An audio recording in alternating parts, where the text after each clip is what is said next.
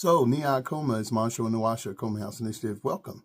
And we want to talk to you about conflict. Do you have a tested way, a time-tested way, a proven way to resolve conflict? Do you find that you have the same arguments or the same conflict over and over and over and over and over in your intimate relationship? And do you understand that in order to manage conflicts, you really need a technique and not just a theory? Everybody has an approach or a belief about the way conflict should be handled, but we have to move beyond that and develop techniques in our toolkit.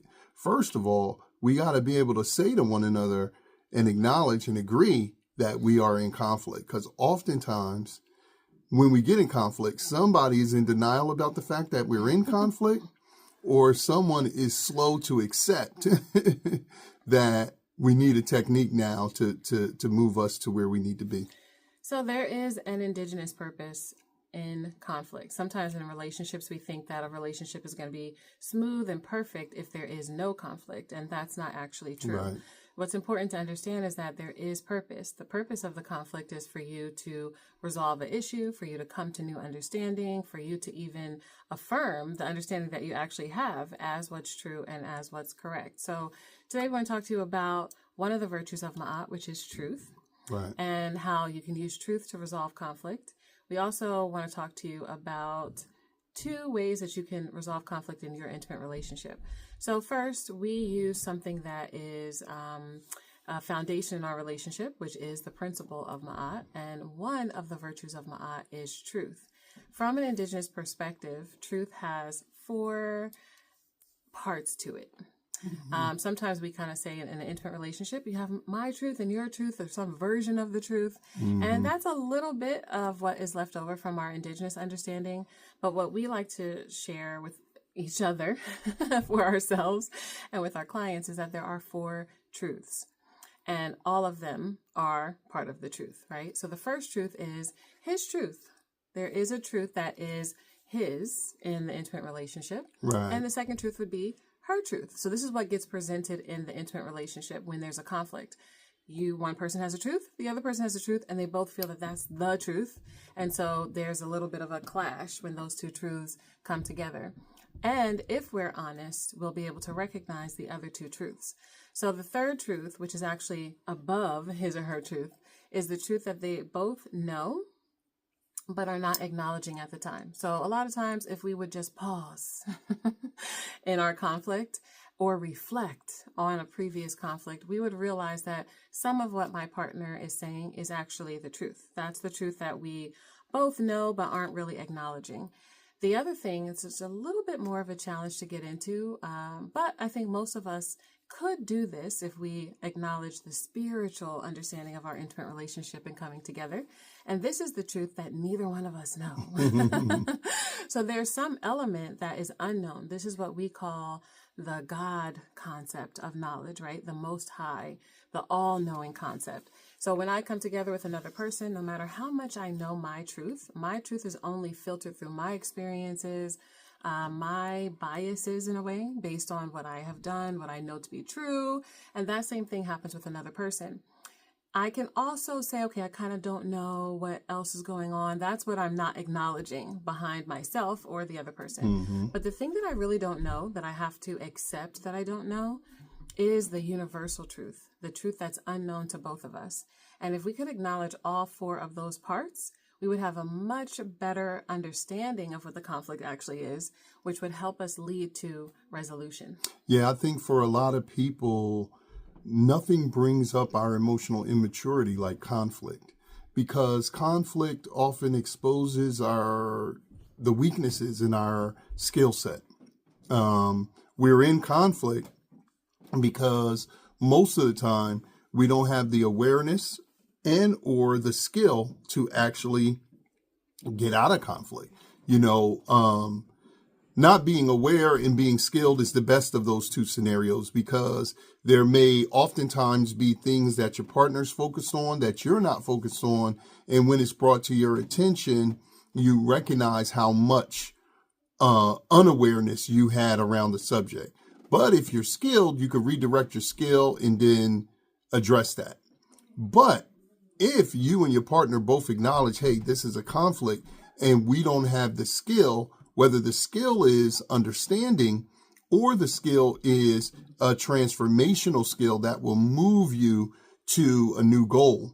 And so one of the things we have to do when we're in conflict is actually A, agree that we're in conflict, then B, define what the conflict is, and then C, get to where we want to go. And this requires honest communication, because oftentimes we will sulk in the offense that we perceive without really saying what it is that we actually want. And this takes some courage a lot of times in the intimate relationship, because what is it that you actually want? Can you tell your partner if it is something that you perceive they can't do or they don't have, right? That's a very, very big thing. But we, in our premier program, Akoma SOUL, we teach a technique called race out of conflict. And it's a very straightforward and simple technique, but it's not an always easy approach to use because it requires a little bit of courage.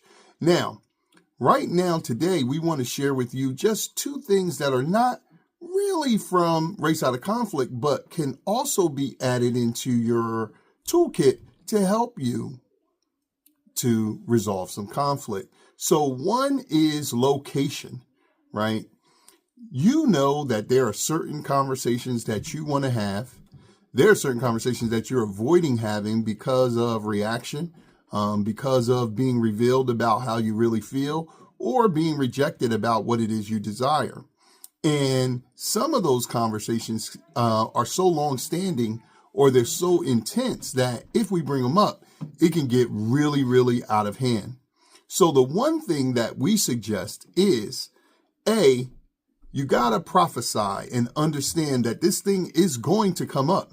It is going to come up. So you have to set yourself up to win.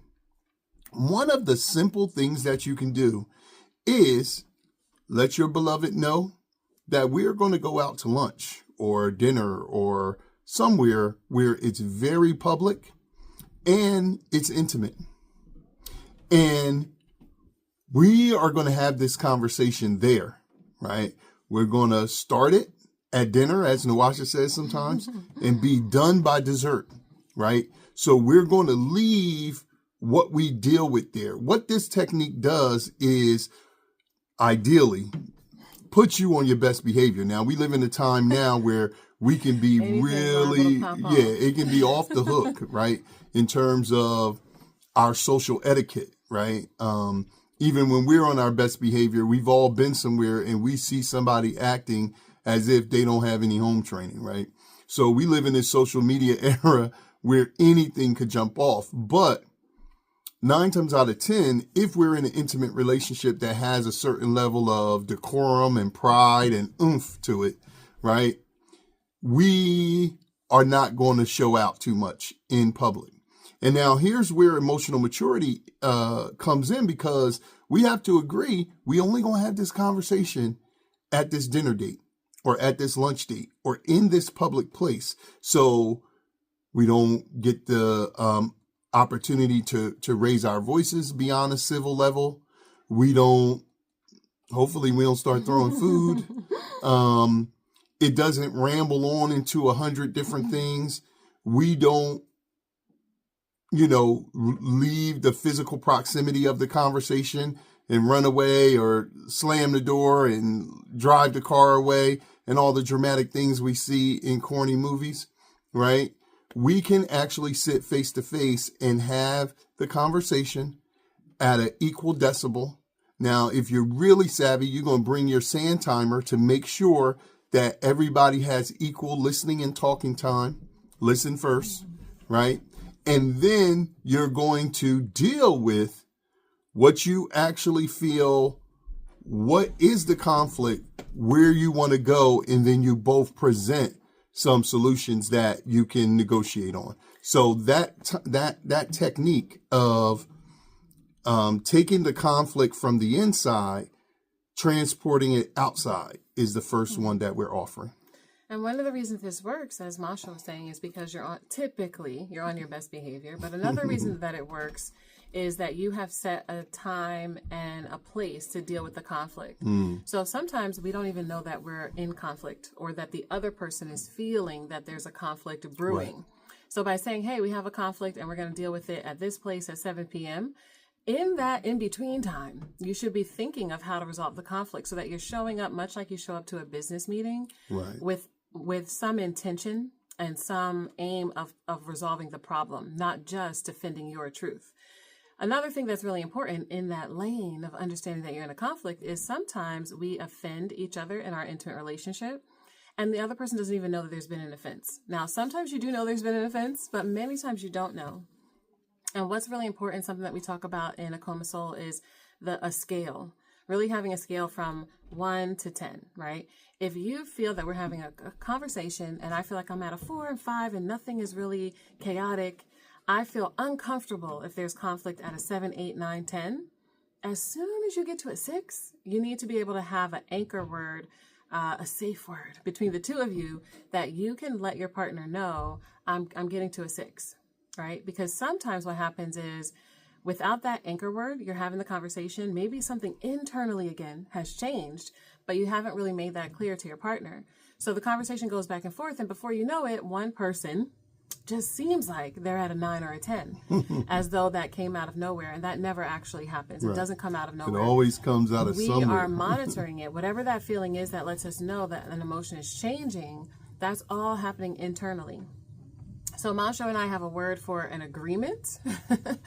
You need to have a word that you don't say often, right? You need to have a word that wouldn't come up in conversation, much like safe words when people use them intimately. You need to have a word that is letting someone know I have gotten to this 6 or 7, whatever my threshold is for being uncomfortable or feeling that this could escalate. And that is something that you can agree to before you're in the conflict, right? So when you're at your best, when you're feeling your most resourceful, you have a conversation like this. When we have a conflict, what's the word that it's going to be? I have to accept when you're saying that you're at that 6 or 7, even if I'm still at the 3 or 4. So when I hear the word, I have to absolutely accept that there's a feeling of a conflict, whether I've actually picked up on the feeling or not. Right. Then, as Masha said, it ain't no conflict. Right. That's going to just cause a conflict. That's going to get you to the number 9 or 10 faster. Then we have to be able to say, when and where are we going to deal with it? And we think that having a standing business meeting is important. So that could be a once a month at the dinner, lunch, brunch, date in public. It could be once a season, it could be once a week, whatever is happening in your intimate relationship. But the idea of having a word that lets you know that one of you have reached a conflict point where it's brewing and you can still be resourceful. So that's like on that scale of 1 to 10, are you resourceful at a 5, 6, and 7? Great. That's the time to let somebody know. If you're not resourceful, whatever that number is for you, you have to be able to say something before you get to the point where you're not resourceful. And not resourceful looks like shutting down completely or flying off the handle completely, right? When you can't speak cleanly, fairly, when you feel like you're not able to have balanced conversation, those are all the times that the conversation is probably not going to have resolution. Right. So these techniques are for you to be able to get resolution, because that's the whole point. Even if you leave a conflict alone, the idea that it will really be resolved is not true unless you come with something that is going to solve a problem. And that needs to have your most resourceful mind and heart. It also needs to be the acknowledgement of all 4 of the truths, which means you might have to think about it for a second. And you have to be on your best behavior. And unfortunately, or fortunately, however you want to look at it, we are sometimes on better behavior in public when we are presenting to strangers. And this is what happens when we're able to go to a business meeting and resolve problems, when we're able to keep cool in customer service transactions, even when we're not getting the best feedback or the best behavior directed towards us. We're often, some of us are able to keep our cool and be resourceful and get the issue resolved because we feel like we need to in that small window of time that we have. When we're with our partners for an extended amount of time, or we don't want to hurt feelings, or it's a sensitive issue because we're never, we know we're going to see the person again.